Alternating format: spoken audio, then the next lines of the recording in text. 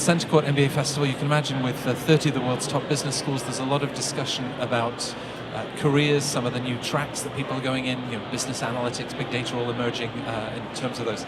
So for the next Guess the School, I have a school that really is at the heart of that convergence of business and technology.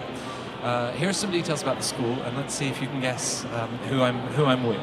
So this school is number one in the Financial Times for full-time MBA career services. And imagine the value of that as you work your way through the 2-year MBA program. I talked about business and technology. The school has eight immersive tracks in leading innovation, which includes business analytics, managing technology products, and technology commercialization. On the back of that, the school is within just one city block of 15 innovation centers and incubators. So ideas are pouring out of this place. Two of the favorite annual student socials include a spelling bee and a geography bee. Maybe we're going to test our spelling in just a second. And then if you want to follow news from the school, they have a podcast which is called The Intersection that was started last year. So Anne-Marie, we talk about this sort of intersection of business and technology, but it really is a reality. Perhaps you can talk about that sort of innovation and how that feeds through to some of the options for the MBA students. So yeah, a lot of people do talk about analytics within their MBA program.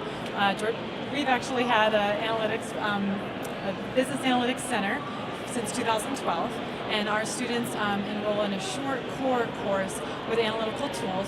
So learning R, which if you have a technology background or not, we have lots of peer tutoring involved to help students build those analytical tools right away to go into any industry that they want to, because every company is looking for students who can leverage that intersection between business and technology.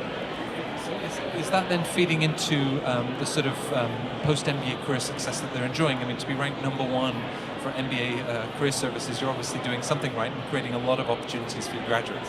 Yeah, well, it is, and it isn't, because students can go into any career that they're interested in. And like I said, every company is looking for these types of skills. So a lot of our students still go into consulting. It's still a very large section of where our students go into. We have the real reason for that ranking, for the number one career service ranking, is we have a 27-to-1 student to advisor ratio. So every career advisor only has 27 students, but they're also a corporate relation manager. So they're working with companies and working with students directly. So they're really just able to give feedback immediately after an interview. And it's because of that. It's because students have a really great relationship with their advisor, that they're able to interview with lots of different companies, network with the alumni around the world. But students aren't necessarily going into a technology-based company because of the analytics that we have in our curriculum. They can go into any type of company they'd like to. Of course, without giving away exactly where you are, the reality is that the city is one of the most dynamic across industries. You have the head offices of so many Fortune 500 companies, so that really sort of feeds into the opportunities that they can then pursue coming out of the MBA program.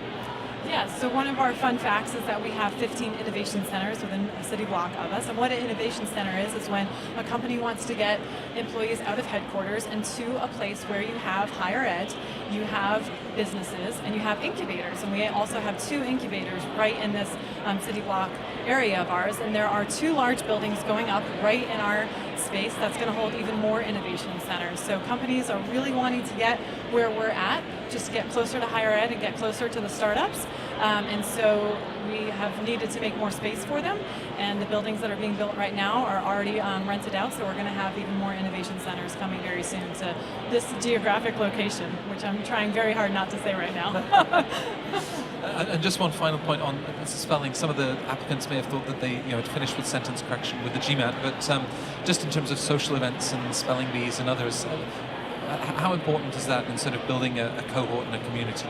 Well, yes, this is why we listed this as one of our fun facts, because community is a big reason that a lot of students do choose our program. I mean, career services, I would say, is one of the top reasons, but community coming right next. So our students have the ability to be a leader running all sorts of different community building events. Over 50% of our cohort does hold some sort of leadership position, if it's in a club or a committee. And so the annual spelling bee and the annual geography bee are run by faculty, and it's just one of the favorites. But students are also doing trips for community service events. They're running different things within the city that we have, and that's a big component of your MBA, of course, is having that network that will last a lifetime.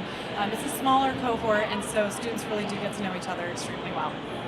So, the whole idea of Guess the School, finding out these details about the schools, if that sounds like the sort of career opportunities and experience that you're looking for. And it was my pleasure to be joined by Anne-Marie de Backer from Georgia Tech in Shallow. Anne-Marie, thanks very much for sharing this with us. Thank you very much.